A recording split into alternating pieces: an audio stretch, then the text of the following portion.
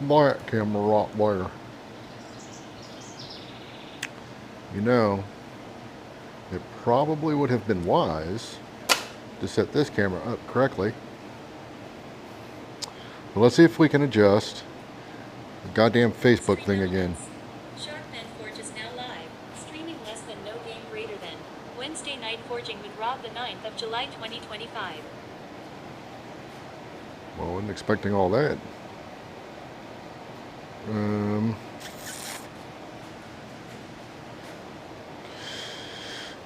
I'll be forging.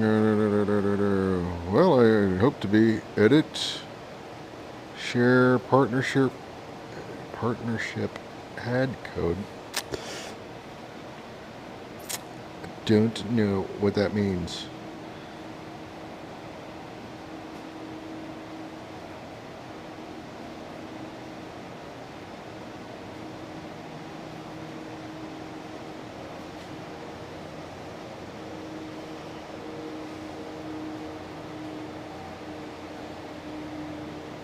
Yeah, I do not know. Well, I hope to be edit. I don't know what Facebook has done to the settings.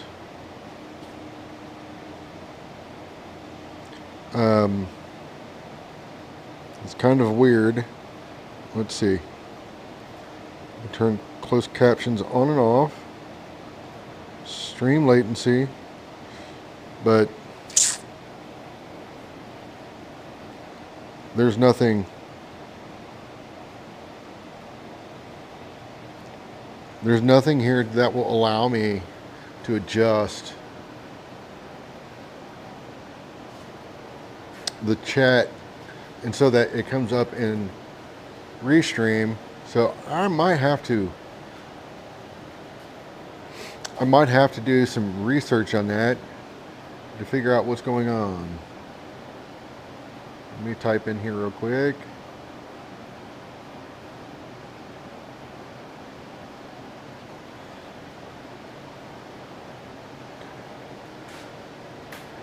Which that will not show up on Facebook. But if you are watching from Facebook, I would highly recommend you go to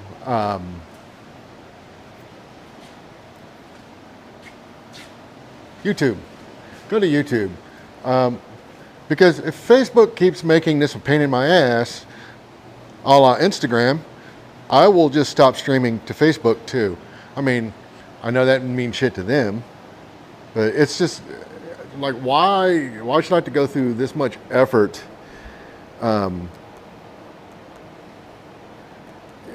just to get, just to stream something on Facebook is beyond me. So I'm readjusting this particular camera in hopes that we can get a slightly better view of the anvil. And I might be able to pull this in a little closer. I can't really get much closer than this right now. Well, I can. Let me try this. Holy smokes. Okay. Holy. It's wrapped up in all the wires. So, God damn it. What in the... There. Jesus Christ. All I want to do is turn the camera. Okay. So, that's not quite the view I was shooting for. That is slightly better. Well, I think it needs to be a little shorter. So let's try this. And hopefully it's not too short. And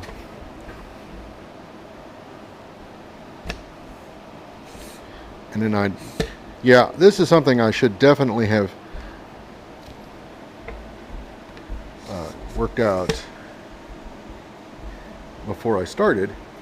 I thought it was already set up, and then I hit the button, and then when I looked, I was like, oh, you big dodo. You big dodo. Okay, so I can get a about that close, but I can't really tilt this much further down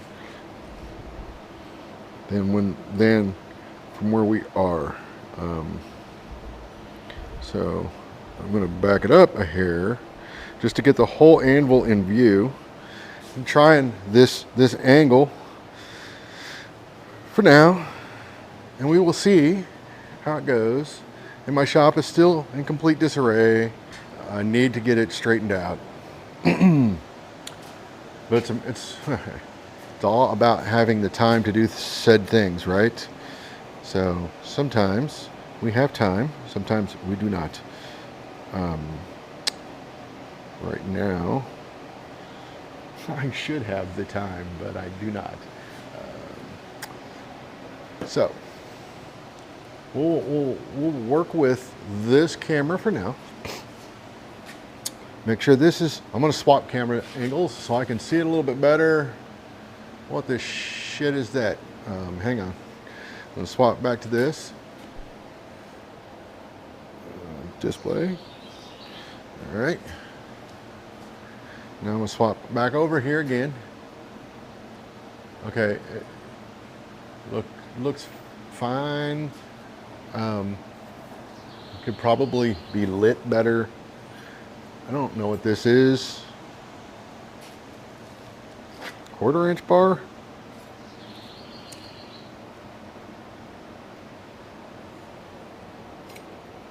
Three-eighths. 3/8 square.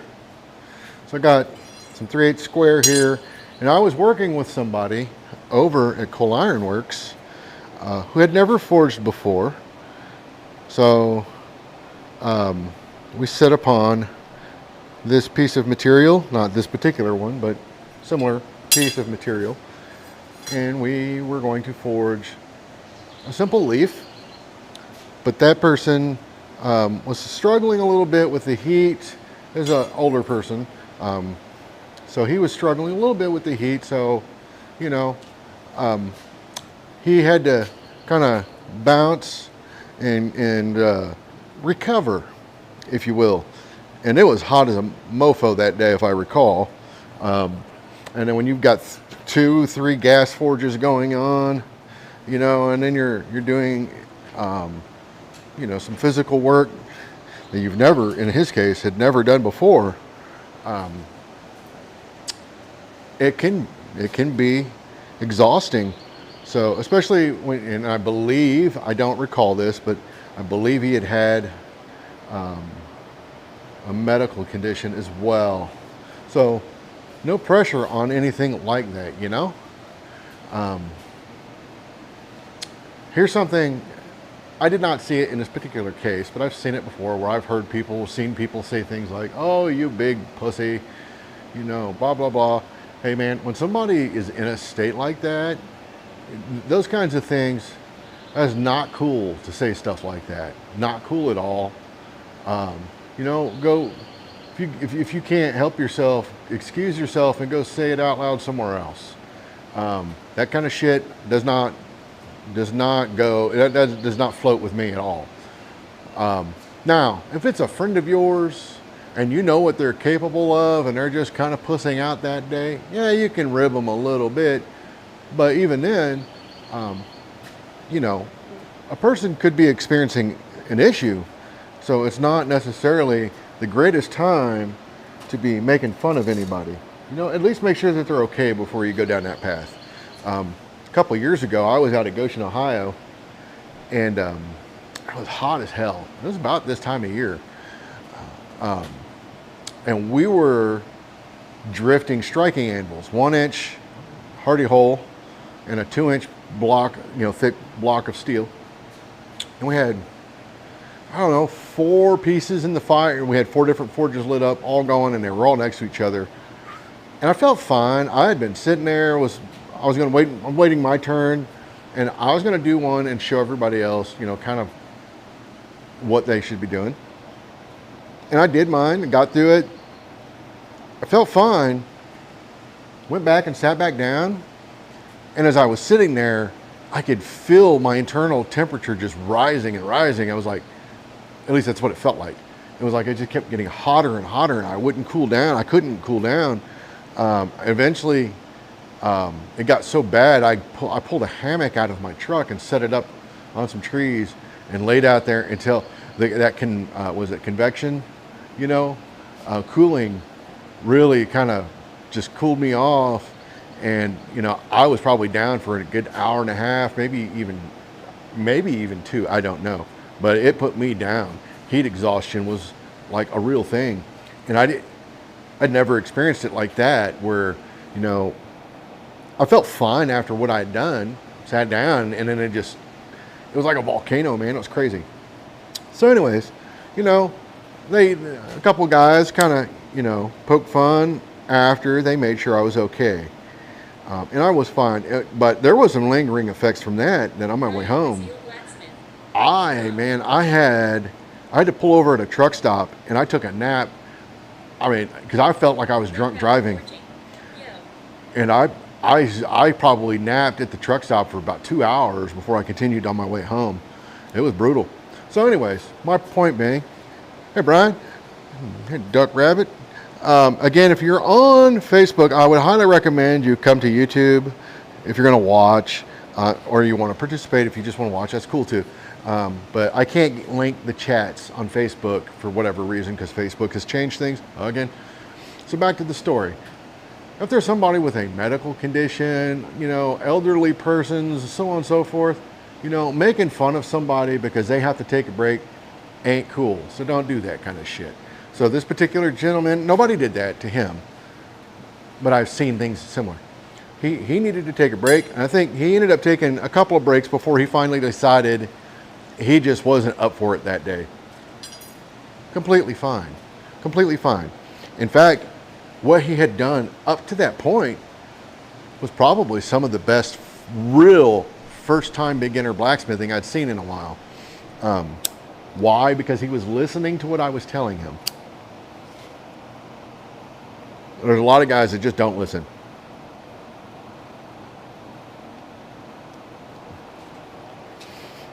So I had fully intended to light up my coal forge tonight because there were some things that I wanted to do that the induction forge is really, it struggles with. Like if I'm trying to work on really small, light material, I don't have the right coil for stuff like that. So I thought I would light the forge up. Well, then I completely forgot. I gutted this forge when I took it to the IBA conference, and I haven't put it back together. So that ain't happening tonight. So we'll just use this and we'll do what we can do. Edward Brazil Blacksmith, AR9B.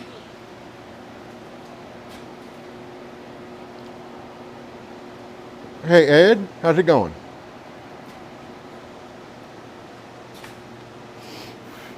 I made a post earlier today. Edward Brazil Blacksmith, hey Rob. By the way, I'm pretty sure these are yours, Ed. Because they're not mine. And I found them, and I was like, huh. But I made a Facebook post today about laying out your work cold first, how that can help you in a lot of ways.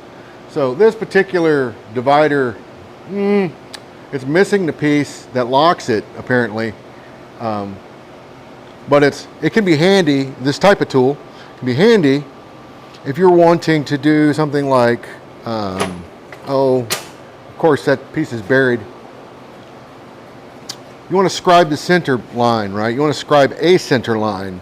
Here's a piece of 1/2 inch that I can get out. So I know that that's probably about half of 1/2 inch. Let's see. It's close, but it could come in a little bit more. So I could scribe it, come to the other side, scribe it. What's in between those two scribe lines is your dead center. So you can use that. I don't recommend doing this with a good pair of calipers. Not that these are a good pair of calipers, but you could do the same thing where you can set this to the correct distance. So, it's 1/2 inch, so I'll set it to 2 1/4. Set it to 2 1/4, do the same thing.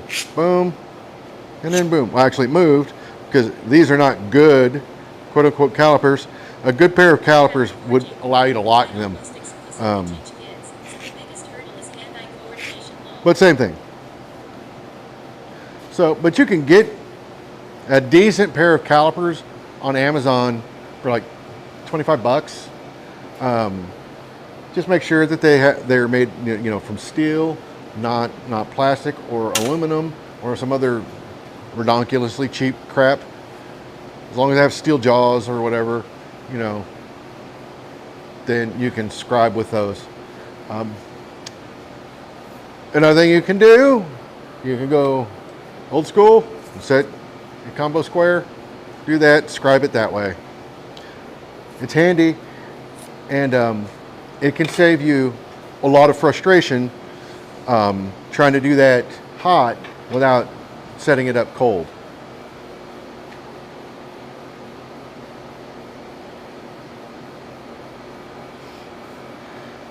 Yeah, hand-eye coordination can definitely be an issue. Hey, Kevin. Shit, it can be an issue for me.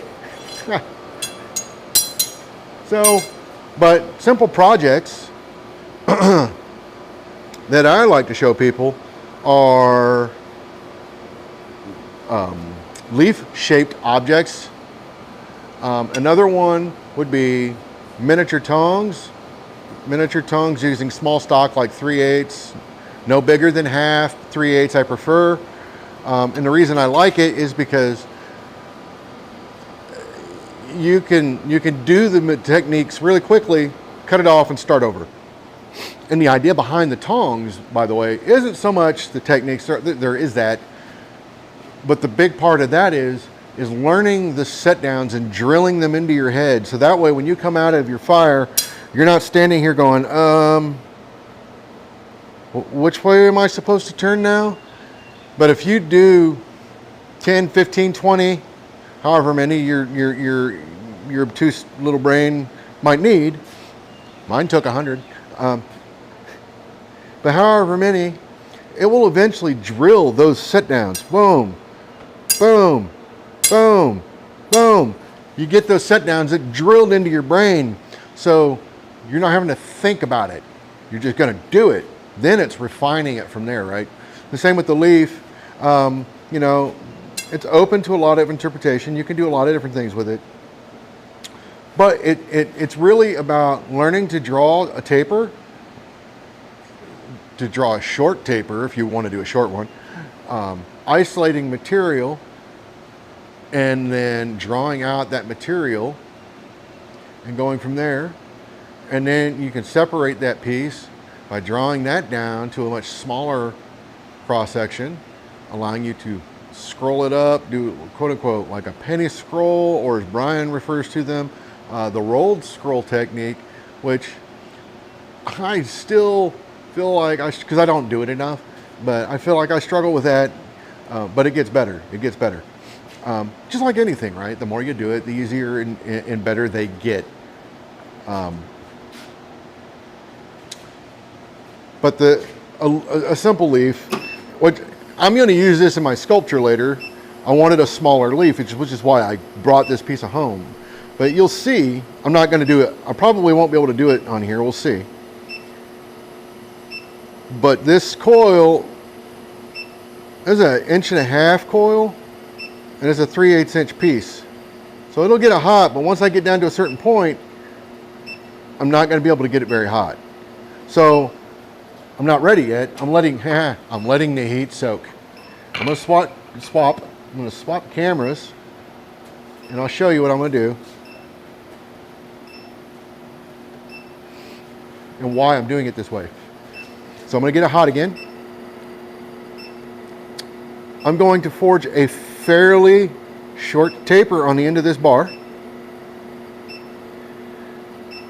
And I really only get a couple of shots at this with this coil. I would need to swap coils in order to really get it hot. So let's get it hot.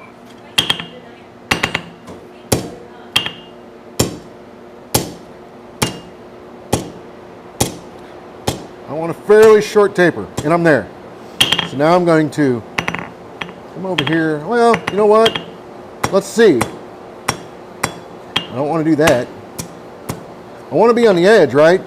But this edge is too much radius. So if I stay there, what happens is that my point will go over that edge and it will roll it, which it did. So I'm coming over to a sharper edge, right? And by the way, that is way more point than I needed for a leaf. So I'm gonna put it back in here, get it hot again.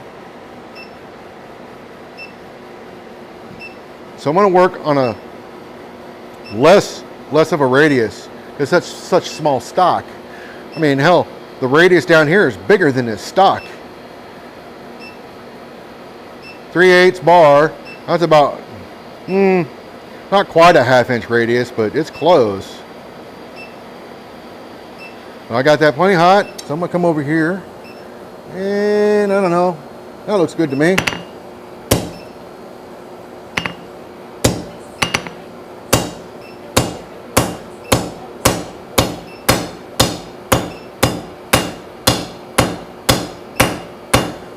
So I don't need to go much further than that, but I can, not in this heat.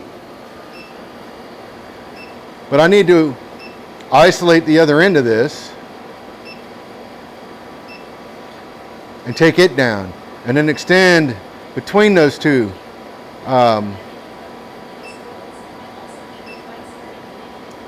You know, stay with it, stay within about 25% of the parent stock. So there's where my forging starts and stops. Shoulders up. Now I'm tilting my hammer a little bit towards the center of this.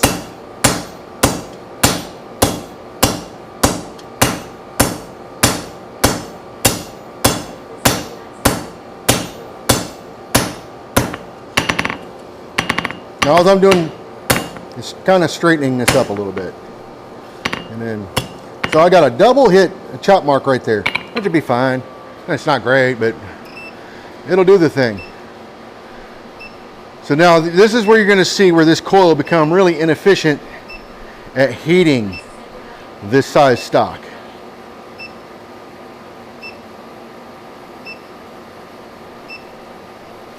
But I can make it work. If I want to get over here, I could do this on the horn if I wanted to. But I don't.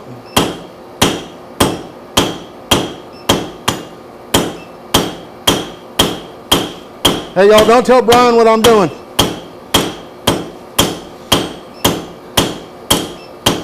I'm kidding.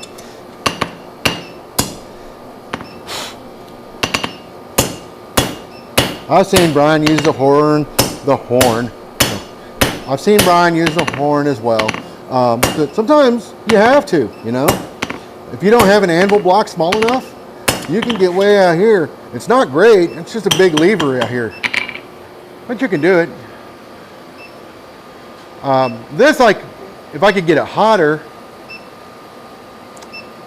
I could get this across the face of this anvil. This is a 3 and something wide face, so a 2-inch faced anvil would be better in my opinion. But I've got this down here I could work on. So I'm gonna just come back over here. I'm gonna try to fix that double chop mark right there. Let's see if I can feel it. So it's right there. Got it. Nailed it. You could try, but this is a little cold now. So I'm just trying to clean up that transition a little bit. Heard some chatty chats. Hey, Roy. Uh-oh, I got Roy busted me using the horn. I don't think I told y'all yet, but I got a real anvil. Uh-oh, a real one. You get a Kanka, or did you get a Holland, or a Doyle, or Atlas? Was it knife and tool, or tool and knife? I always forget how he does it. 200 pounder, nice. It's a lot of anvil, man. I hope you don't need to move it often. All right, that's not quite hot enough for what I want to do. We're gonna smash it. I don't care. It's just more example than anything else. There we go. Plenty hot. We're in the right one. So watch this and direct your hits accordingly to try to keep them the same. Don't just go smashing, which I tend to do, right? So all I'm doing is defining that median ridge on this. Is that a crack? I think that might be a crack. That was me forging too cold, I think. No, it's scale. Okay. I think. I can't tell. Nope, that's a crack. Right there. That was from that set down. And again, example, so well, we're not going to talk about that much. Because I'm not going to do anything with this. Hopefully it survives long enough to show what I'm trying to show. You can use a cross peen for this. You can use your rounding hammer for this. I tend to use my rounding hammer. So I'm going to come over and catching it with this back side of my hammer. And I'll bring it closer to me.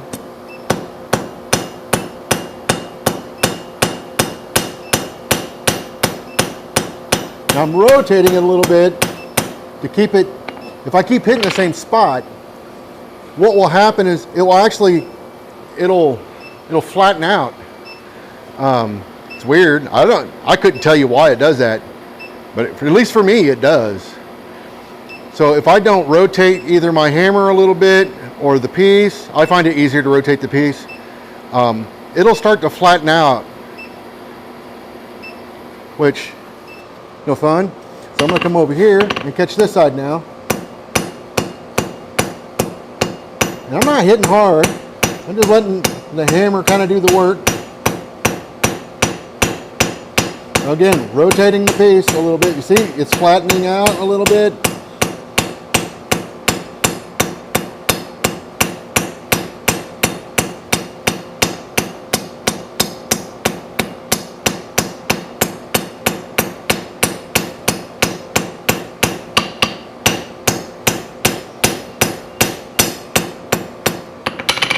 So I don't know how well you can see that, so I'll try to bring it up. And it can be done with just the hammer. You can use your cross peen for this too. Especially if you're going to make a lot of these, it might be easier just to do it that way. I don't know. You know, I'm a big fan of using whatever hammer inspires you. So, you know, be it a cross peen. I mean, if you can do it with a ball peen, do it with a ball peen. I don't care.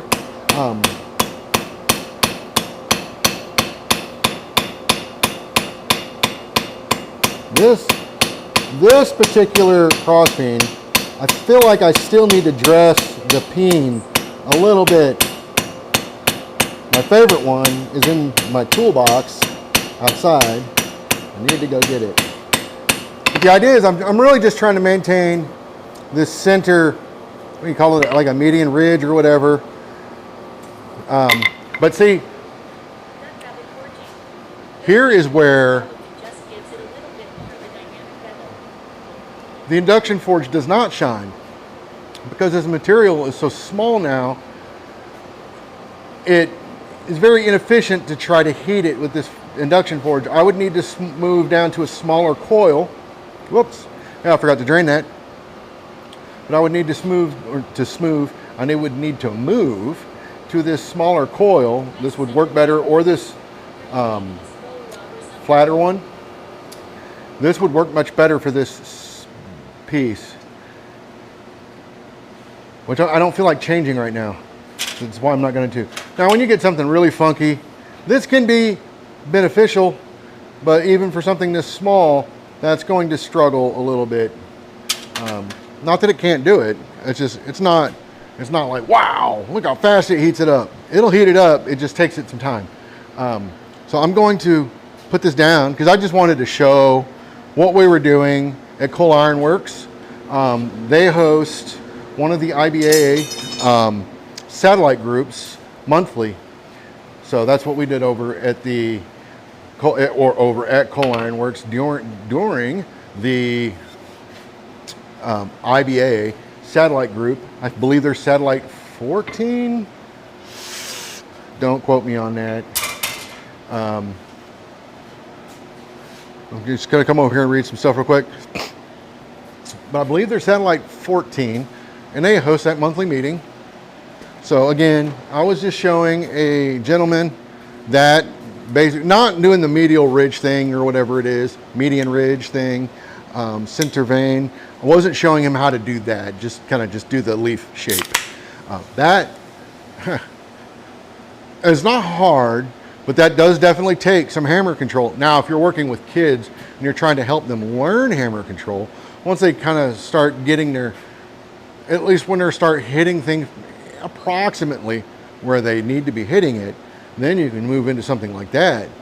And, you know, I always like to entice the knife guys with that, because I'm like, if you can't do this, how can you forge a dagger? You don't. You're grinding your dagger.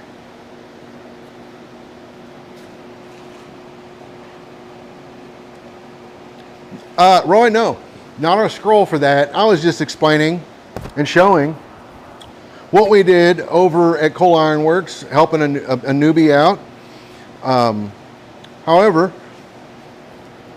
I did do, it's not like a great scroll. Let me whip it. Excuse me while I whip this out. And I'm not finishing this on stream tonight. I just got the notification that you were live now. So this is, I don't know, I have, getting Price-centered iron. into, Hey, you know what forge doesn't need a change. I don't know, I was getting into this, but then I had a material snag. I do not have the material in quantity I need to make the hooks for this. So I've been struggling trying to figure out what I want to do about that. I got a couple ideas, but they haven't completely panned out. So this is essentially going to have a screw, and a screw. 3 screws. And then in between we'll have 1, 2, 3, 4, 5, 10 hooks on this. And this is going to be mounted to the back of one of our bathroom doors, because every time I go to use the restroom in that bathroom, one of the women in this house has a bra hanging off the damn door, and I can never close the door. Or something else, is a purse or a bag or something. So the idea would be that this will have places for them to hang things, so that I can close the damn door. It's a relatively simple project. I drilled these holes. I did not punch these holes. I used a bandsaw and cut, I don't know what that was, 5 inches in or something, and then kind of drew this down a little bit, and then just forged this over the horn. Yeah, over the horn. And then the idea was, I wanted one side to be a little longer than the other, opposing. So I got a longer side here, right? And then a longer side here. I had originally started out doing this, which this one was originally the test piece, but I stopped, and I need to redo it. But I wanted something wacky, but it got a little thin right here. But overall, not bad. Also, I did not, I chiseled this open. I cut this with a chisel and then forged it out, and where it didn't get raggy on me, but where it's fine, I like the look. It looked good, but to be honest, I would just use the bandsaw again to pull this. I don't remember how much of this I pulled out or cut. And I just did this wonky, crazy scroll. And the idea was I was going to do the same thing and make this side, or this one, on top over here, and do a smaller one down here. But like I said, it got thin, and I thought, why are you making that so complicated for a thing that you probably won't be looking at much anyways. So I opted to pivot because I thought I would be able to knock this out quicker, which in theory I was able to. But like I said, I ran into an issue with material for hooks. I didn't have enough small stock for hooks, and my only other option was to forge down like 1/2 inch, which I didn't really want to do. It was because it's putting a lot more work into the hooks than I really wanted to put into it. I even tried. I found some stainless thereabouts the right size, but I tried it, and again, it came down to it was way more effort than I was interested in putting into making some damned hooks, especially when I had to make 10 of them. So what I've got, I found some, I guess you could call it key stock, flat stock. So I found some of that, and I don't know what it is, 1/8 inch thick by like 1/2 or something. And I really was struggling. I don't know what I did with it right now, but I was really struggling with the idea of using that because it would make good collaring material, but I'm going to use that, I think. So anyways, probably the next time I do a stream, I will do those screws and I'll show you, or the screws, those hooks. And I'm not too proud to say how I'm doing it, because I've done a few test pieces with this, but I liked the way the hooks came out, basically, that I had tested with it. So I've got this piece of, I don't know, 1 1/8, I think. Hey, I've got some calipers over here. What do I do with those? I think it's 1 1/8. Whoop. Yeah. So, yeah, oh, that's 1 1/4. So, this has a hole drilled. I don't know if you can see it. There's a hole drilled at the top, and for bending hooks, I like that because I can get my scrolling tongs down inside this hole and grab a hold of the piece and then just bend it. And I was bending them cold, but I still want to do some forging, right? I want to forge a fishtail on the end of the hook, and I wanted to put a spade on the other end where it's going to get drilled and mounted to that piece. So this is what I'm using for that. So that way I can put my finial on one end, grab it, bend it over, and I can actually do that cold, bend it around and be done. And that will allow me to do those relatively quickly. The only other thing I need to do now is figure out how much material I need for each one. And I'm thinking 6 inches will be enough, but I haven't tested that yet, or done any kind of math, because Rod don't math. Hey, you know what forge doesn't need a coil change? Yeah, so we talked about that, Roy. My blower, I gutted that forge for the IBA so we could have 2 electric blowers running there, and I haven't put it back on yet, and I need to do that. So I was gonna use my coal forge tonight because I wanted to work on my sculpture a little bit, and those smaller pieces work better, in my opinion, on the coal forge. So yeah, needless to say, next time. Which sucks because I think last night and tonight, I would say probably the first times in the last week and a half, 2 weeks, that I would want to be out here with a fire going. It's been brutal hot here. You know, the heat, not so bad, but the humidity coupled with that heat, it just makes it brutal. What's up with the crown and number thing? What's up with the crown and number thing? Oh, somebody asked about that last week. I have no idea what that was. I'm glad you said something because I completely forgot about it. I need to figure out how to turn that off. I think it is ranking you based off your comments. So I think that's what that's based off of. And I think I'm going to turn that off because I don't want to promote a bunch of crazy chat competitions or anything like that.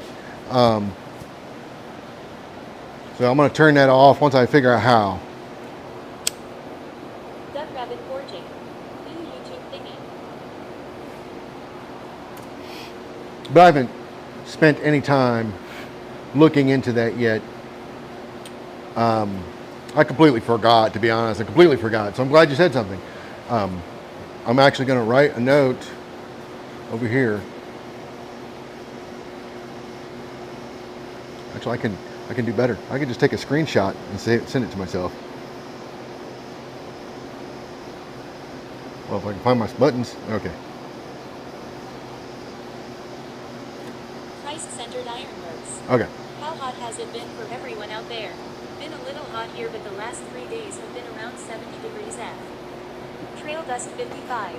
On hot days I can get pretty rank without a YouTube thingy. After, Roy, I would say after about 11 o'clock, the last few nights, it's dropped down into the low 70s, upper 60s, like 68, 69, somewhere in there. But a couple of weeks ago, like you go to bed and it'd be like 80 degrees outside still. It was brutal.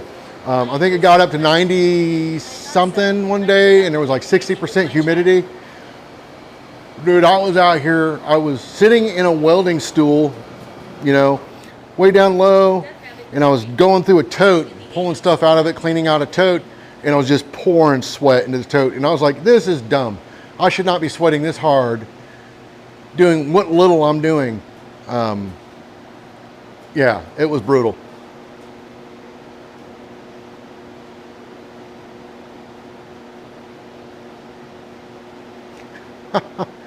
Yeah, don't get crazy with your chat, Brian.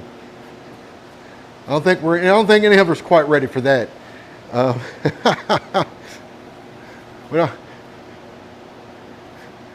there was a couple of guys that were showing up on stream. One of those dudes worry me a little bit, like he's not taking his medication. So I can only imagine what would happen if he got on here and saw that going on.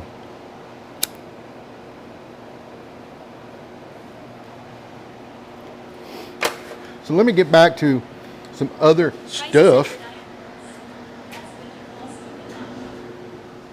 So I had demonstrated something with this piece of, I think it's 7/8.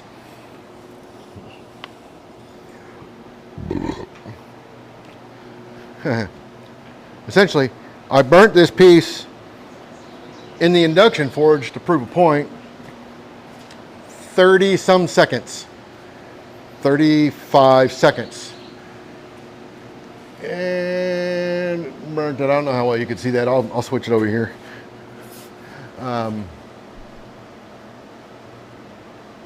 From I was able to hold it to that in like 30 some seconds. I mean, I think I caught it, this part right here, this little nub, dripping at 38. So needless to say, I can't really use that end. I mean, I guess I could. I ain't gonna use that end.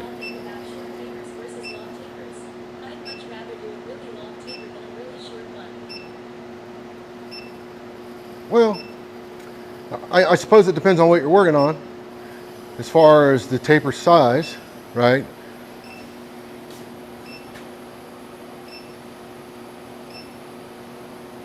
As far as which ones I would rather work on, again, that kind of depends on what I'm doing. I don't mind drawing out long tapers like on tongs, but I will also take that to my power hammer. Why have a tool to do the thing if you're not going to use the tool to do the thing? But I can do it by hand. I don't mind it so much. My biggest problem with doing it by hand is I kind of fall into this weird zone, and I will often forge it down way too thin because I just kind of go into, like, I space out.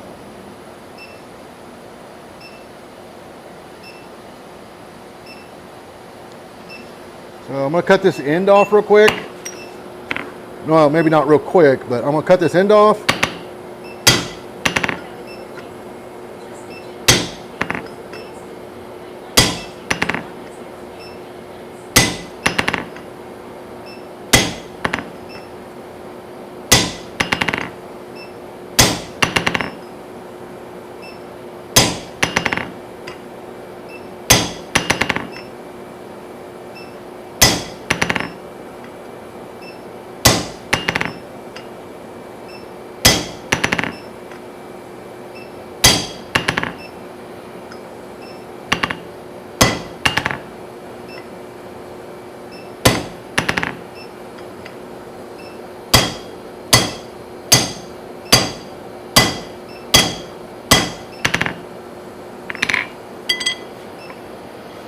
Get that hot again.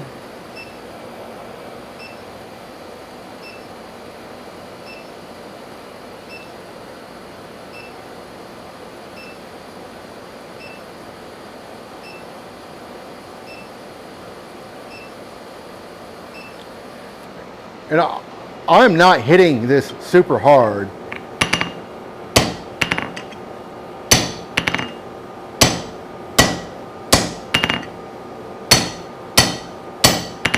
Because I want this to be a good cut, so it's easier for me to take my time with it and get a nice cut than slam all the way through it. Hey, sometimes I'll slam all the way through it.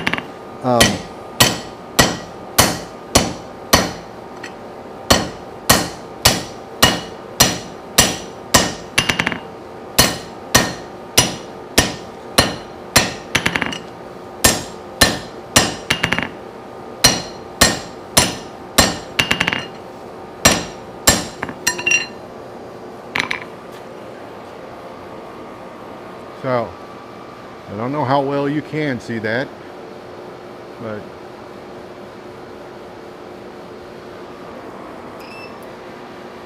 yeah, like I said, I could have just slammed through this, but I want this to be a fairly nice cut and a fairly straight cut. And that'll reduce the amount of work I've got to do later.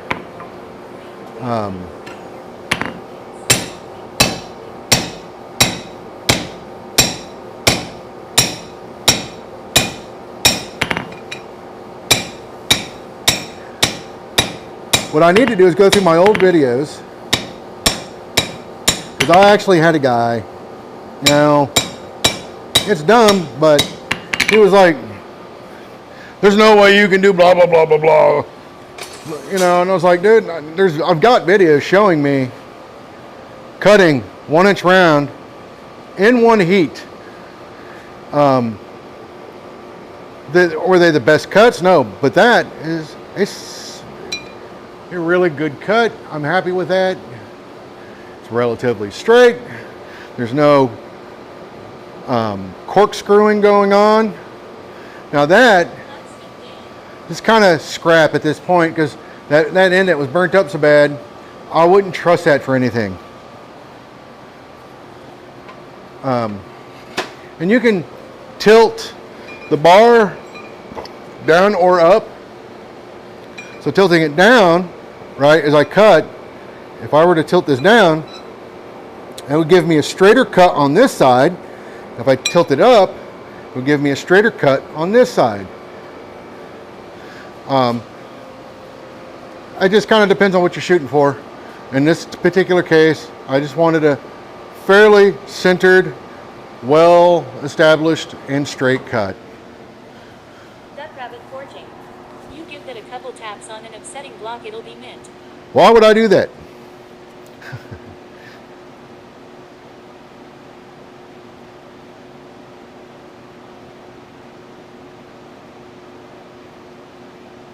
That's a stupid hot. Yeah, I agree, Roy. That is stupid hot. So you mentioned hitting that with an upsetting block, and I would ask you, why would you do that? I can think of a few reasons, but I can think of a lot of reasons that you would not want to do that. If you're going to draw this in out this end, if you're going to draw this out, do not upset that back into itself. There is no need to do that. This has already got a taper promoted, right? This already has a super short taper on it. So you will get no fish lipping breaking this down into something smaller. And I'll prove that because I'm going to forge it down a little bit. There'll be no fish lipping on this because it's already got the taper established. It's got somewhere to go. It's got somewhere to flow to because there's no resistance right there. Where if it's flat, it's got resistance across the whole face of that bar, which is why the outsides pill over because there's no resistance up there.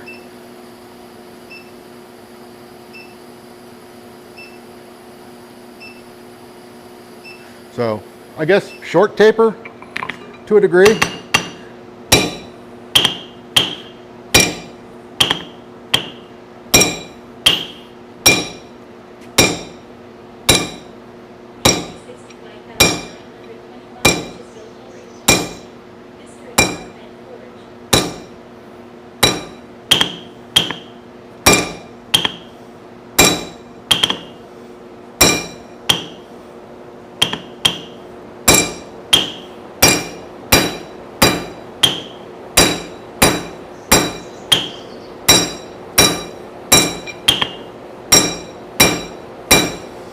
All right, no fish lipping there. Ain't quite square, but no fish lipping.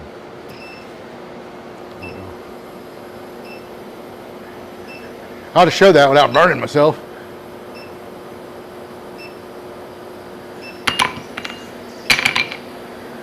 Now, yeah, if you were wanting to upset something, that's the best way to go about it. Forge a taper on the end of the bar first,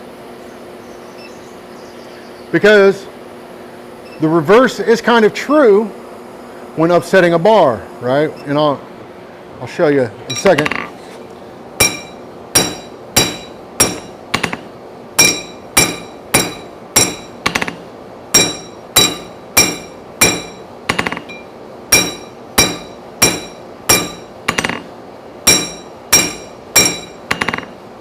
Now I'm going to round this up.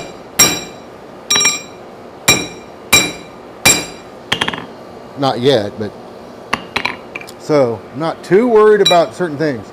But the same thing would be true if you were upsetting this, right? If it was flat. If this was flat, what would happen? Say you heat this end up and you go to upset it, and this was a flat cut, straight cut 90, and you go to upset it, what's going to happen is the very end is going to flare out before anything else actually happens. And sometimes that could be the effect you're going for. But if it is, I would recommend you save that bit for last. What I would recommend is you heat up the material where you'll want it to be upset and quench off the very end of it as you go to upset it. It will upset better up the bar because the resistance is going to be a little bit more the same, right?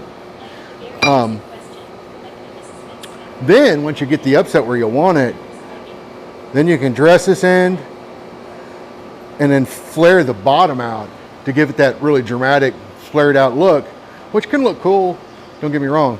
But when you're upsetting, we actually just did this recently at a shop, and I explained to guys what was why it was happening, what they were seeing, and then they changed it up and they started quenching the ends off when they started the upsets, and it made a huge difference.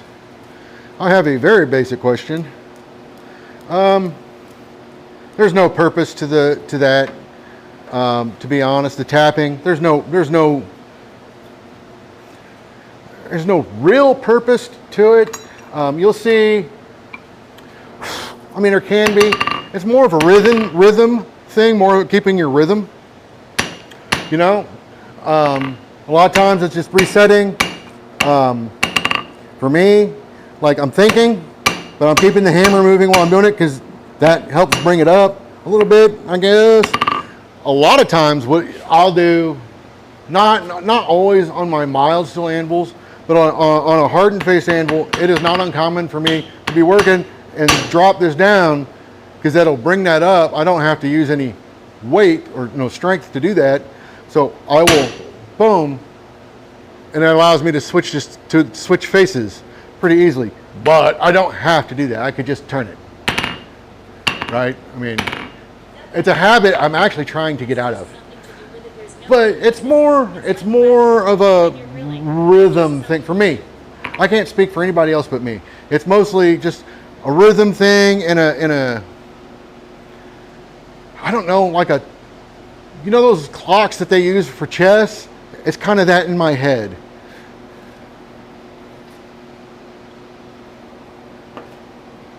And I tell myself, if I can't do what I'm trying to do by the third tap, get it hot, because I've just wasted a lot of time. Did you raise your hand? It looks like you raised your hand in the chat. That's cool. I didn't know you could do that. Hey, Bill Corey.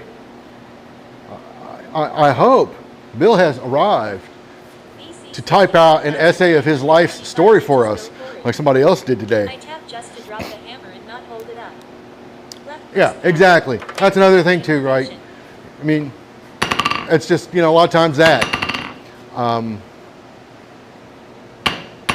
Yeah, for me, it's keeping it moving, keeping it in motion. But at the end of the day, does it really serve any real purpose? No, not really. It does maybe mentally for us, some guys, but no.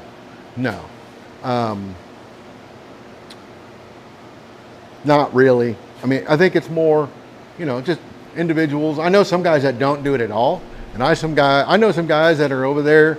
You know, you'd think they're Dave Lombardo from Slayer, you know, drumming away on their anvil with their hammers. So you know, it's whatever. I think, to be honest, I'll blame Brian.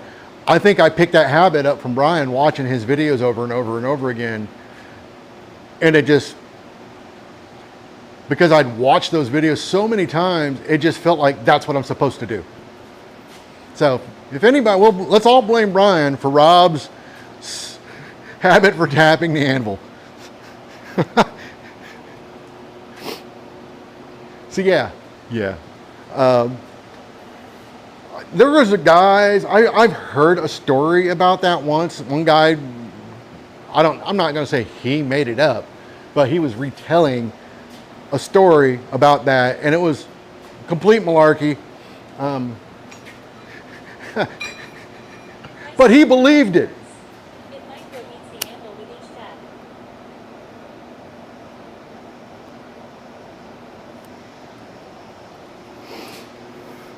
There we go. Roy said it. It micro heats. That friction, that kinetic energy, just adds a little bit of extra heat into your anvil as you work. A little bit. And when you're, you know, holding 2,000 degree material on its face, that 1.00001 difference in frictional heat is going to add up. BC 65,925 inches, Bill Corey. Trail dust 55. I once read that it helps vibrate the loose scale off the anvil. Brian Brazil blacksmith. You can't blame that on me. I already did.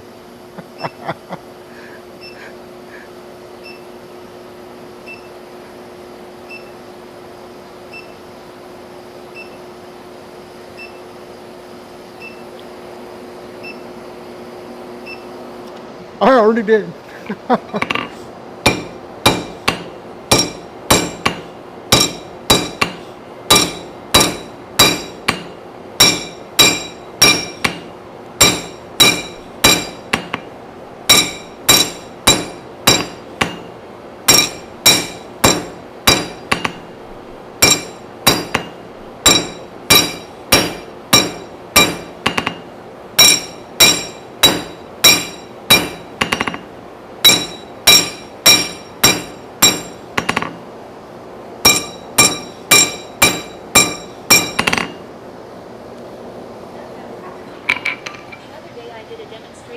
very sunny day, and by the end of 3 hours of forging, my anvil was so hot I couldn't pick it up. Oh, you know, trail dust, the scale thing, I've never really noticed. If it does, it's so minor. Unless your anvil's sitting at a weird slant, I suppose that could work. I try to keep mine somewhat level. It is not, but if your anvil's level, I don't see that really doing, unless you got a bunch of scale on the edges, maybe, but I've never really noticed it. And just blow it off. If you got, you know, like some kind of respiratory issue, or that's hard, hook up some air.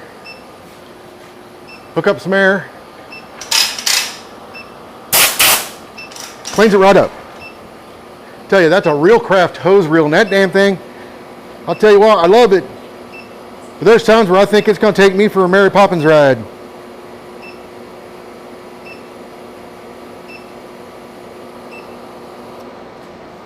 So I'm going to just kind of sneak up on rounding this up a little bit. I could have done this earlier. I should have, really. It would have been a little easier. But I'm so close to what I want, I was afraid I might take it down further than I really wanted.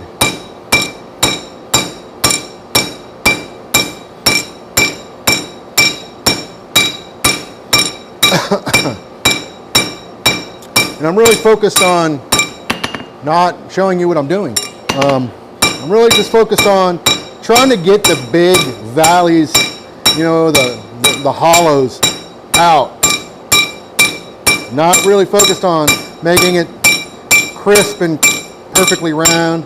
So anywhere as I'm coming around, if I see a hollow, right there, right? So I'm gonna and try to bring, not hit it, but bring more material around to it.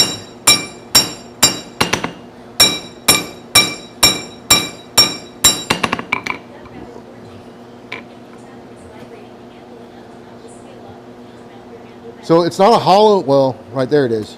So there's a hollow, right? Right there, I want to work out. Before I do anything else, right? I don't want that hollow there, because if I do something like flatten this out, that's really going to be a problem for me. But I'm not doing that. It's actually going to be a ball fuller. And I don't have a good ball fuller in between the two sizes I use the most. So I figured this, I don't know what size that is, but I was doing something today and was like, man, I need to make a, want something in between.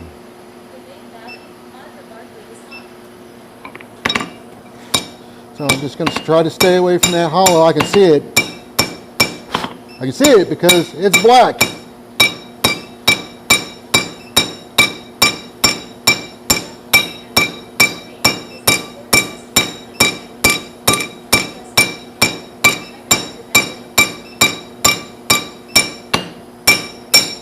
So this is no lie.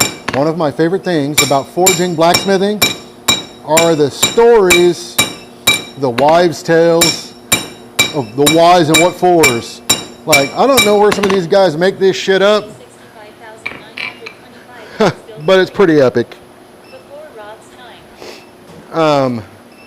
But sometimes those stories are just, they're epic anyways. So you know, laugh them off or whatever, but it always cracks me up how some guys will listen to that and go, absolutely, that's the God's truth right there. Why? Because Jim Bob, who had been forging for 30 years, said so. Why would you ever question that? You know, and I always go back to, you could be doing something wrong for 30 years. Does not make you a fucking expert. Now, that doesn't mean your experiences are negated by that, but you got to be careful. Something sells, you know, if it smells like bullshit, it probably is.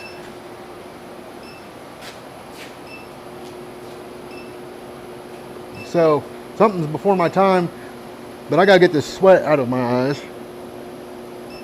Whew. Good day. La, la, la. Kick myself, not bringing gloves. I don't make Yeah, things yeah, up. yeah. I invent. Duck Rabbit, I agree. If tapping, vibrating, is vibrating your anvil enough that it's knocking the scale off, you need to remount that anvil. Audra Barkley, the Big Valley. That's definitely before my time, guys. Gospel indeed. It's kind of funny. I have a friend, and he's worked with Brian quite a bit, but said friend had a really bad habit of quoting everything Brian said as the gospel of some sort. You know, so if Brian didn't say this, well then it's wrong. Now here's my thing. I was like, I don't know when Brian told you that the last time I did something with Brian, he changed it. The one thing about Brian is, that I'd probably really admire is, he's not against changing a technique if he finds something that works better or is more intuitive to do. So he's not beholden to anything as some kind of, you know, there are certain fundamental physics of forging that you can't deny. It's just that there's no way around that. But certain techniques where it's like once you've done it, it's like, okay, yeah, that is a better technique. Or this way is better. I've watched Brian sit down and evaluate something and then go back to the forge and then attack whatever it was he was working on slightly differently. And you could tell just by his body language that it was either working the way he thought it was going to work, or in some cases, and it didn't. So he went right back to the way he was doing it. Those are kind of rare, because Brian's really good at already kind of understanding, if I hit it here, it's going to do this, right? And I ain't there yet. In some aspects I am. In some aspects I am not. And a lot of times I know certain things that I know, but I have habits that I develop that sometimes are just hard to break out of. But don't get hung up on some of that stuff, I would say. Focus on your hammer control, understanding that reducing your surface area of contact 90% of the time is always going to be the right answer. You know, so always think about how you can do that. Now, the real question is, did you reduce it enough?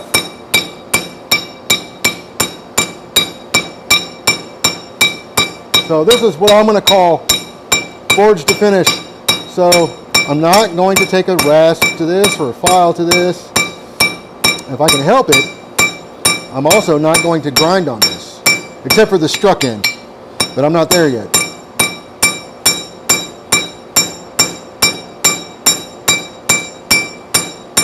So all I'm doing is just trying to even things up a little bit.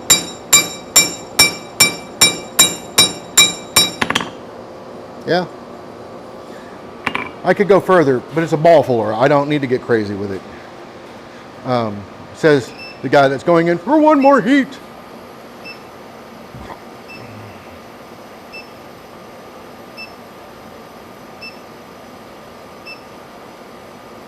But I don't even need it super hot for this. I'm just trying to clean up.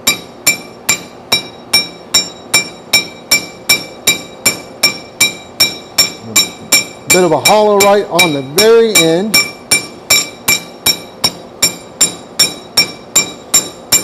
It's also still, it's not round, it's kind of roundish on the end. So all I'm doing is getting it closer to where I want it.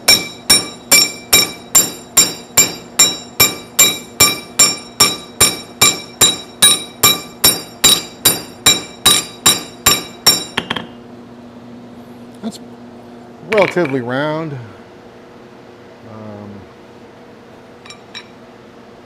Could be better, but could be worse too. So I'm not going to take it much further than that though. So this is probably half the diameter of what I actually want to end up with. What I'm going to do is I will get a swage block out that has the depression in it that I want and forge this down into it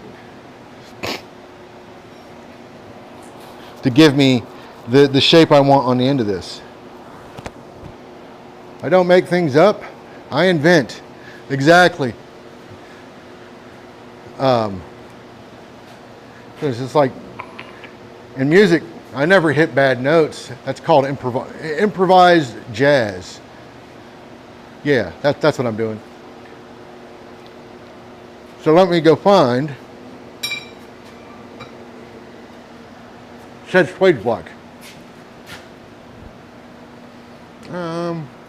I moved them recently. I knew this would catch me in the butt. I moved them back here, I think. I did not. Okay. Oh, there they are. I see them. Buried back in this corner. So let me see if I can get to it easily. All right.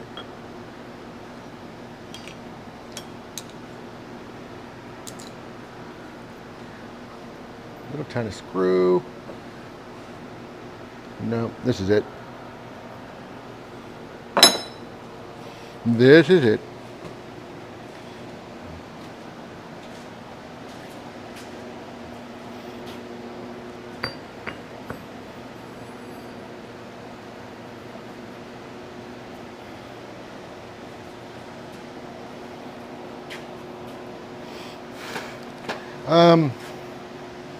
Oh, I forgot to bring my Gatorades in.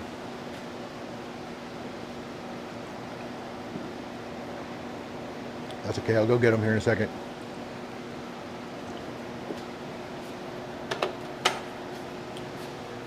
So I'm going to leave this as it is, but I'm going to forge it down in here.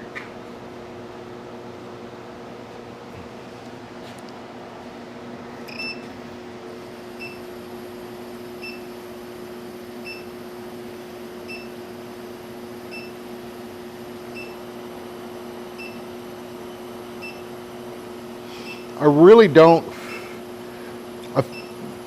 I would normally cut this off and do this. I'm being lazy, and I'll explain here in a second why I don't like doing this on a bar this long. If you guys see that moth commit suicide, rest in peace, little dude. Was not ready. Soaking.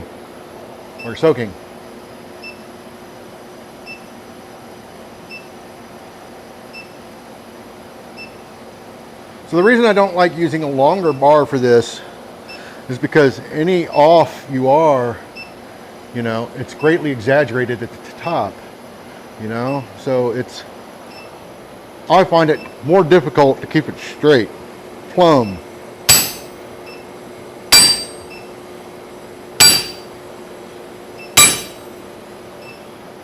Okay, I'm gonna switch hammers. Whoa. No, it's just I thought it left a mark on my hammer. It did not.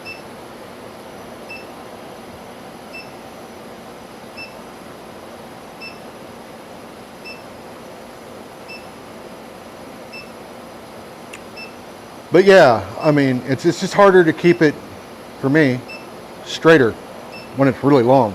So I'm gonna go to this big boy.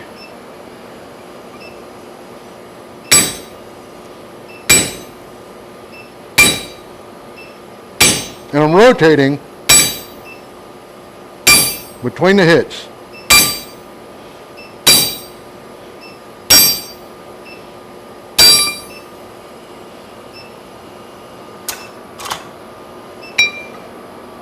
Oh yeah, that looks good.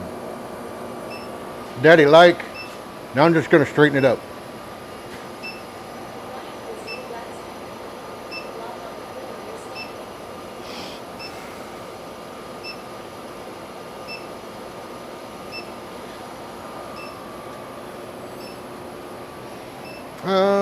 What did I do with my hammer? Oh.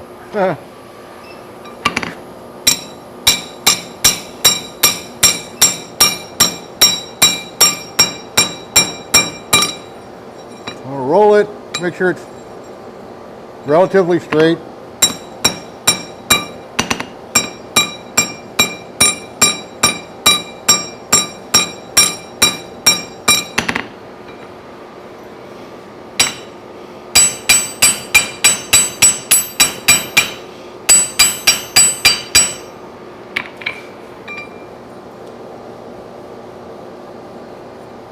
Oh, yeah, I could put it down here, I suppose.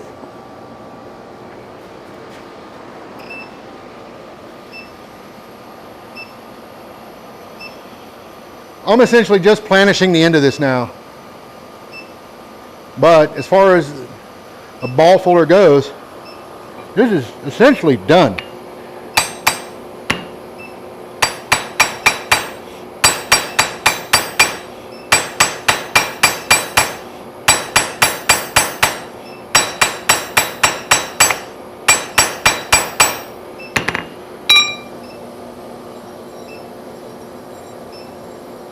Yeah, I like it.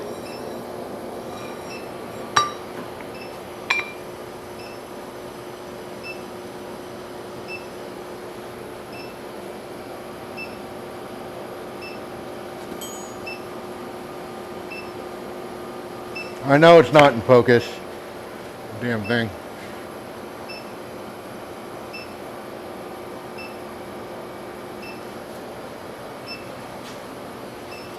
Shut up, you.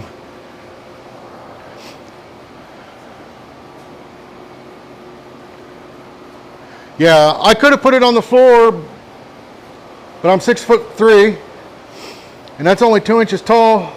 That's a long ways down, man. I'm kidding. But yeah, no, it fit on the stand. You know, there's little things like that sometimes I don't think about. I'm used to working also on a more narrow-faced anvil and a keyed anvil that I can pull off for that type of process. I could have just put that block up on my striking anvil and taken care of it that way. Now you do run the risk, if you don't have relieved edges on your block, which this one does not, it could cut into it a little bit, so you got to be careful about that. Put a piece of something under it or something. Can protect your anvil if you're worried about that. But I am not. So I'm gonna go put this back because I do not need it anymore. So the only thing I really need to do now is mark this out. I like my tools to be around 7.5 inches long. So I will set my combo square to 7.5, which is back here. And I like 7.5 because, so this side is the 7.5. I like 7.5 because there's still, puts me away from the piece mostly, and there's enough stick out at the top for me to hit, even if I'm wearing gloves, that it's not going to pinch my glove between the workpiece and my hammer and then destroy my glove. That's why I go with 7.5, why I like it. 8's not bad either, but I don't like them much longer than 8. But it works. But I see some people with things that, tools that are like this long so they can hold it way up here and everything's wobbling. I'm not a big fan of that.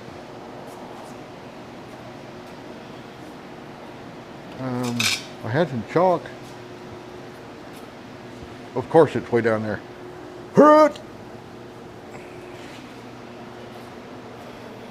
So, in this particular case, that is plenty of material.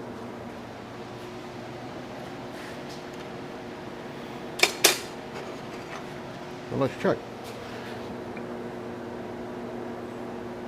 Yep, plenty good.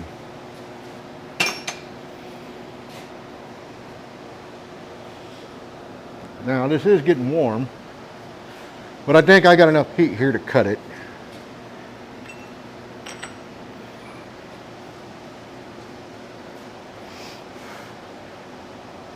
Yeah, this is going to require very little touch up, and probably with just a Scotch-Brite belt, just to relieve the edges on the edge. That's what she said.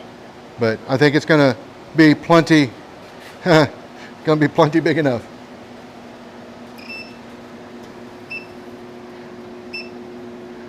I could have probably gotten away with 3/4 inch on this easily. But I figured I had this little piece of cutoff at 7/8. I figured I'll just use it.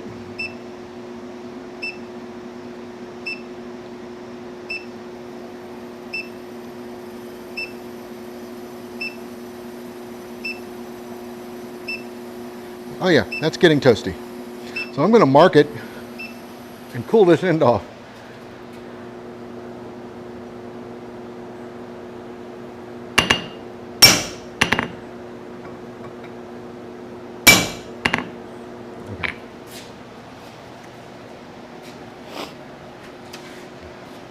Okay, yeah. Very, very toasty. Oh, my quench buckets are way back here. You big dummy.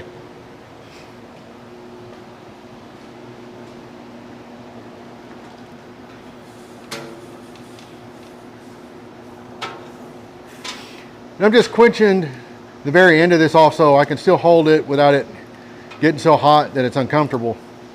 I could put a glove on, but then I'd have to find that glove. Where this will work.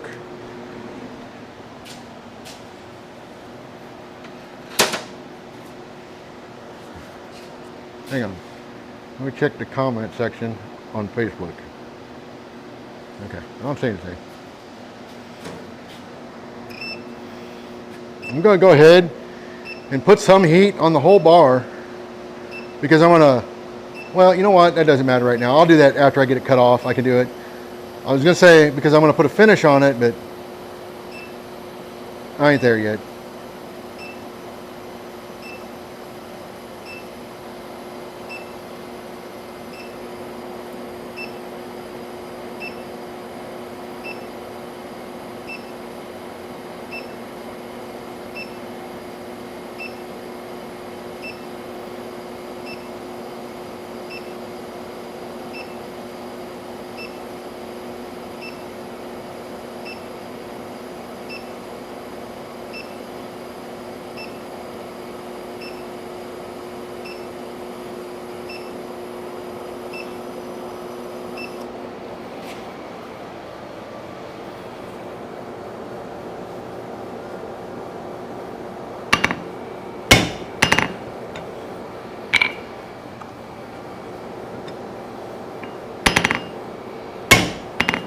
Oh yeah.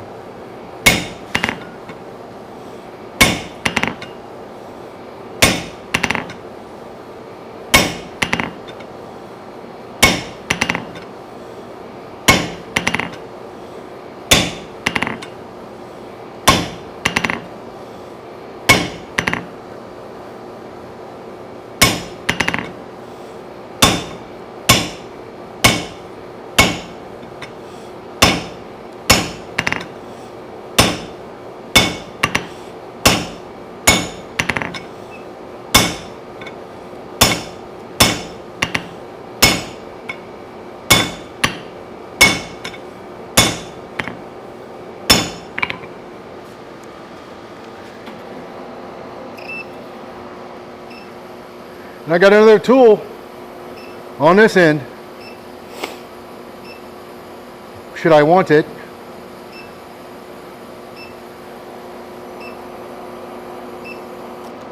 And this end will be set up and ready to go for good forging.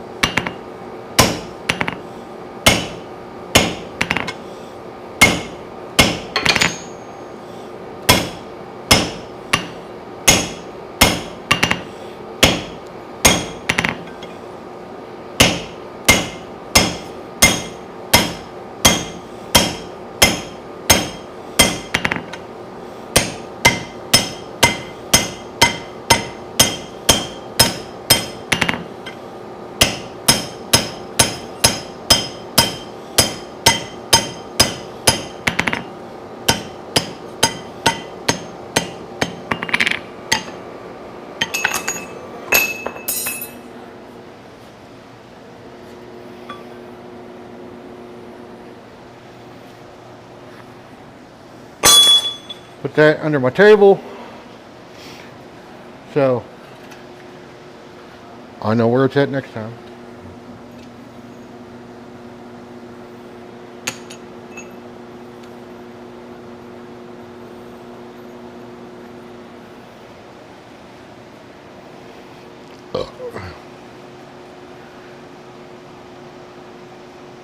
Huh.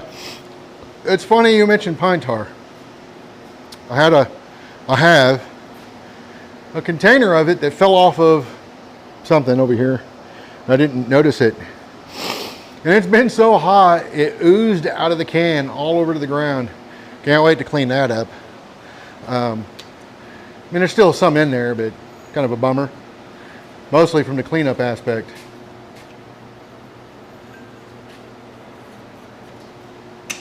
So these are not the right tongs for this size material. And you can tell, yeah, right? Yes, it'll hold it, but not well. And you run the risk of using these. If you're doing any heavy forging, you run the risk of destroying these ends because it's got somewhere to move. It's got movement, right? So it'll just bend the ends of these out. Use the appropriate size tongs for the material you're working on. In this particular case, I don't know if those are out. But what I do have, I think, oh, they're over here. I think, no, over there. A lot of my tongs are still in the toolbox from the conference. Been a little busy, aka lazy. So I haven't unpacked everything yet.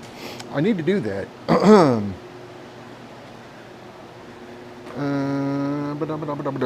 Not there, not there.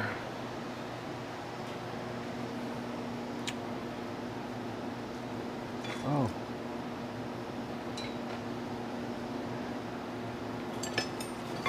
Wait a minute. Maybe these are 1-inch though. I have a handy dandy pair of tongs, 7/8 that I got from Dave Custer several years ago. And they actually hold that 7/8 sucker rod really well. But if this isn't the right size, and it does not appear to be, no, jingly jangly in there. That means the piece will definitely wreck these tongs under a power hammer, for instance. Don't want to do that. Oil or alcohol to clean. Well, it's in the dirt, so I'm just going to scrape it up. But yeah, I usually use alcohol when it gets all over my hands. I haven't tried oil. I'm going to go and get my Gatorades. So I'll be right back. But oh, I'm going to text message. Hang on. Did I?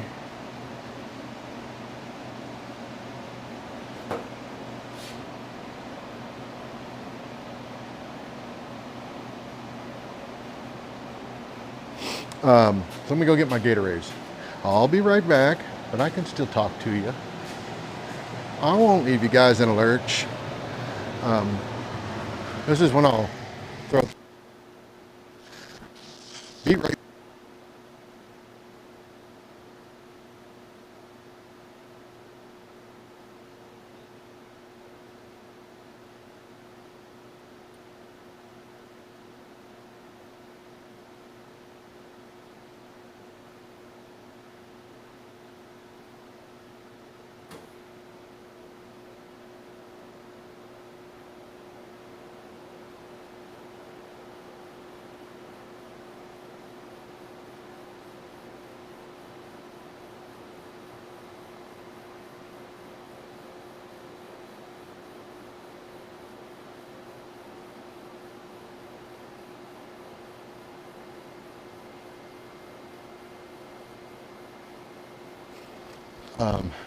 And then the bigger dog.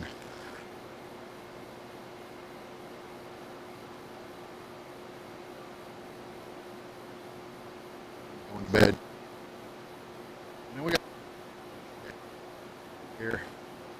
As far as I'm concerned, he didn't care. As long as I, you know, as long as I give him food and water, he's content. So that he didn't give a shit what I'm doing. He cracks me up. So anyways, I'm back, and I'm going to switch to the main cam for a minute while I crack off one of these power aids.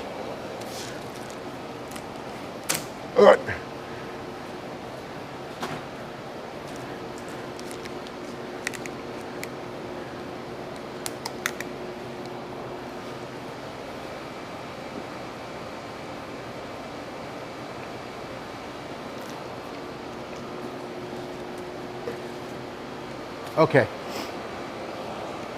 So, it's highly possible I'm not going to finish those with that tool tonight. There's not much left to do.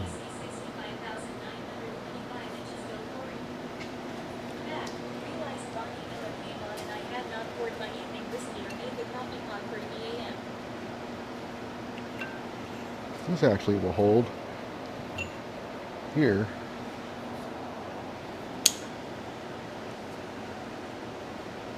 Now, so most of my tongs, not all of them, most of my tongs are still in my toolbox from the IBA conference. And I guess I need to get off my butt and go get them tomorrow and go get them out. So I'm going to go ahead and set this under my anvil. Let it cool off. That'll give me the opportunity to grind one end, and then I can forge down the struck end. All I usually do is put like a little hex on the end, a mild, very mild taper on this end, and then you know, prep this for being beat on, and then I'll put a finish on it. That's about it. I might touch mark it. Sometimes I do, sometimes I don't. So.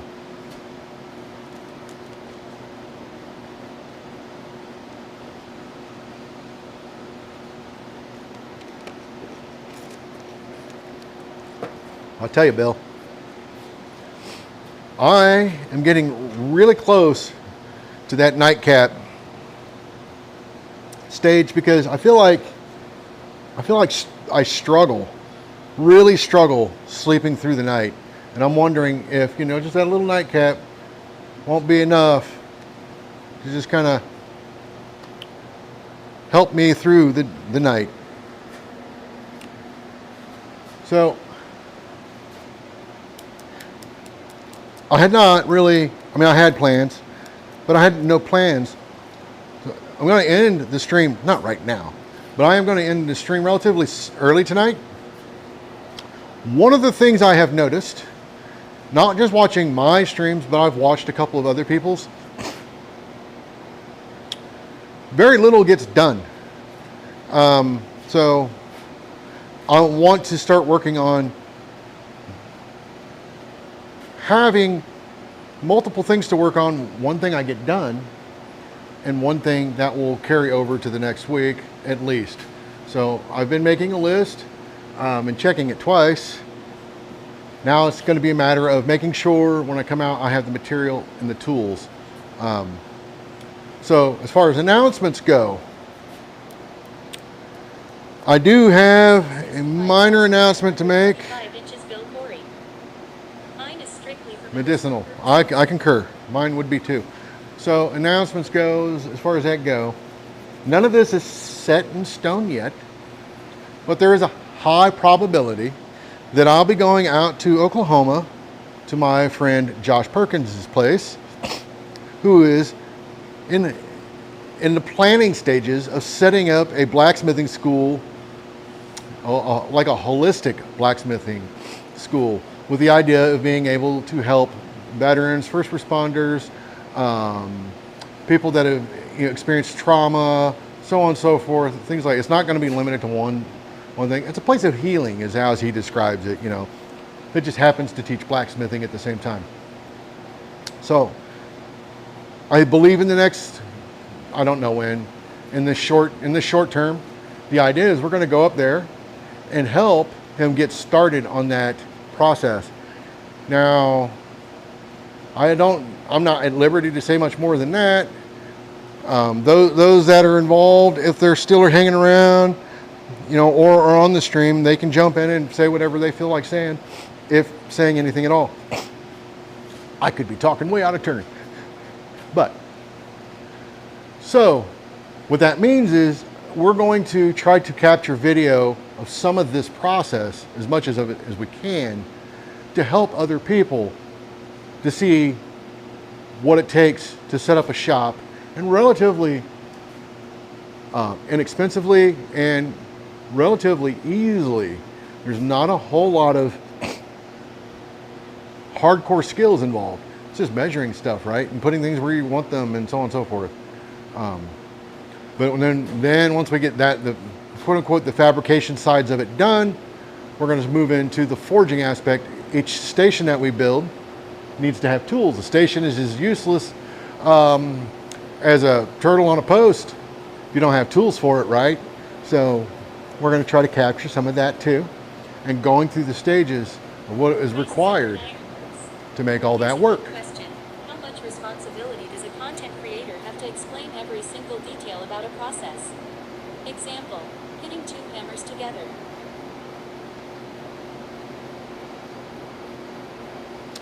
Man, Roy, that's a tough question. I don't know, because you know me, I'm a bit of a cynic and a bit of a dick. So there are times where I think to myself, do you have to tell people that? But then I think to myself, well, maybe I should. Because you don't know what you don't know, right? I mean, so yeah, beating two hammers together, not a great idea, guys. Don't do it. If you're going to do something like that, soften one hammer at least. But I have been known to use a ball peen hammer as a ball fuller and hit it, and it's not soft. I ain't dead yet. I ain't recommend you do it. But people will freak out. Oh my God, that's going to explode. Let me tell you, could it happen? I suppose possibly, highly unlikely. More than anything, you crack it. But I have hit a ball peen hammer, not soft one. I've hit one with a 14, 15 pound sledgehammer at 3 in the morning. When people were around and I told everybody if they were worried about it, they need to move. Nobody moved. We did not have a catastrophe. And then because we were morons, we upped our game and used a 12-sided socket because we didn't have the appropriate tools. So we just made one. Not only did that tool survive, it did the thing.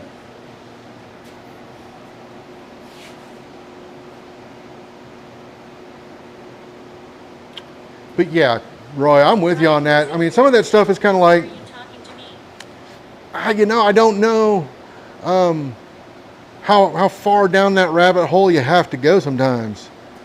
Brian Brazil, yeah, Brian, you got to stop hitting your hammers together. You're going to kill somebody. No. But yeah, I would say if you've got a good answer for that, Brian, please step up, because I only answered because I saw it. I would not consider myself a content creator yet, but I did record my first edited video today and started editing it. And holy crap, let me tell you how boring that was. I haven't finished editing it. But woo, that's brutal. Watching his vids because he said you didn't need to do anything special with rags used for wiping oils on finished wood projects.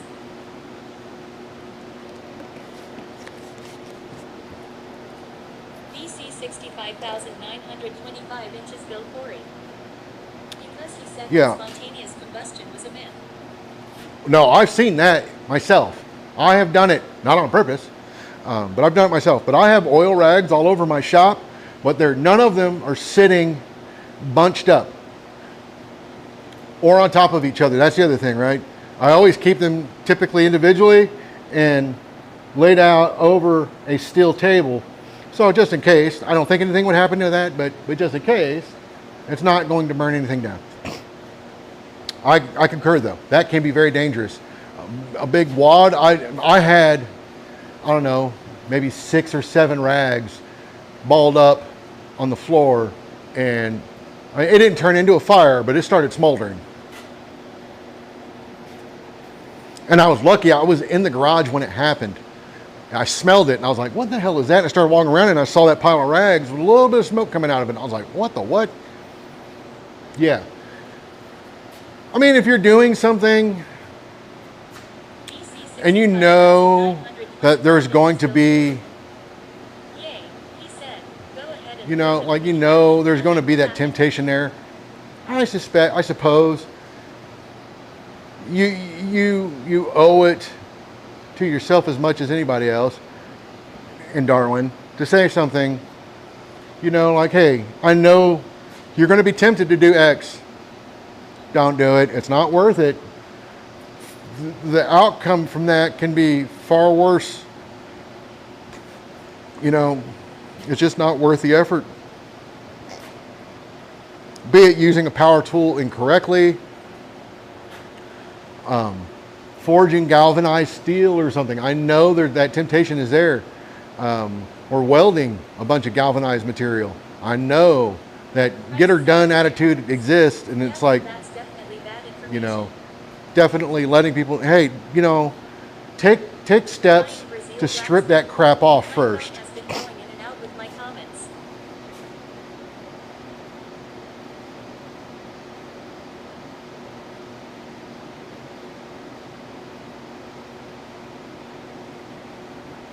BC 65,925 inches, Bill Corey. I don't know who that was, Bill, but that sounds like something that Chandler Dickinson guy would say.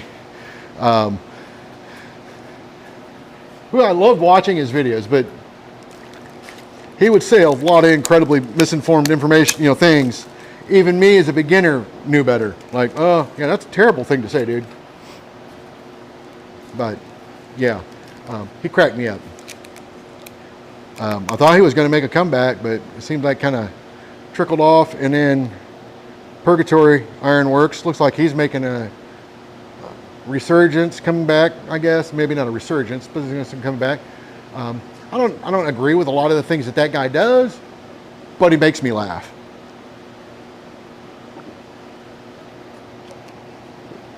And I think Roy's going to hate this. I think I enjoyed watching his content for the same reason that I originally started really liking Roy's content, because he was a button pusher. Right or wrong, he was pushing them buttons, and I loved the fallout from some of that stuff. It would make me laugh. That's just how I work, man. That kind of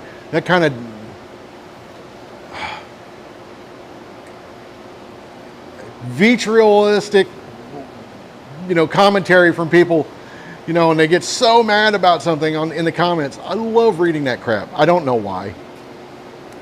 This guy is a Canuck. Oh. Is he a dick? Brian Brazil Blacksmith. 8 fully equipped stations with videos. 8 fully equipped stations with videos. Okay, so there you guys have it. So yes, Brian and Ed, I believe. I don't know about Ed. I don't want to speak for Ed, but Brian and I will be helping Josh out in the coming weeks, I think. We have some planning to do. And there's some logistics that we got to sort out, but it's going to happen. So it'll be cool. He's a hoser, eh? I'm going to shut this down. Sometimes it feels like I need to tell people these days which way to hold their hammer.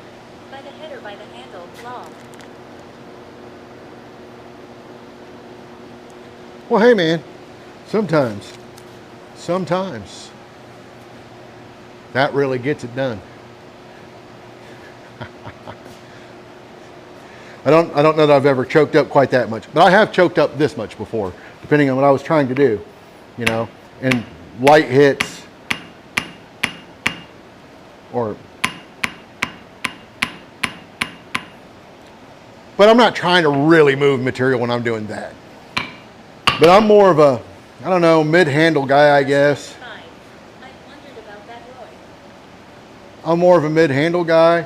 For me, it's because I can shift forward if I need to get a lot more control and really lighten up my hits. or I can slide back if I need to and get some serious oomph out of the hammer if I need it. But to be honest, if I have to do too much of that, then I'm switching to this. You know, there's a time and place for all these hammers, and you know, like I was telling somebody the other day, it might have been Brian, I don't know. 3.5 pound hammer is my everyday size. It's what I use the most. But I got a smaller hammer because I find it easier to keep this under control when I need finesse. That becomes work, where this isn't so much as work. And even a smaller one than this would be nice. But I have cross beams too that I actually use.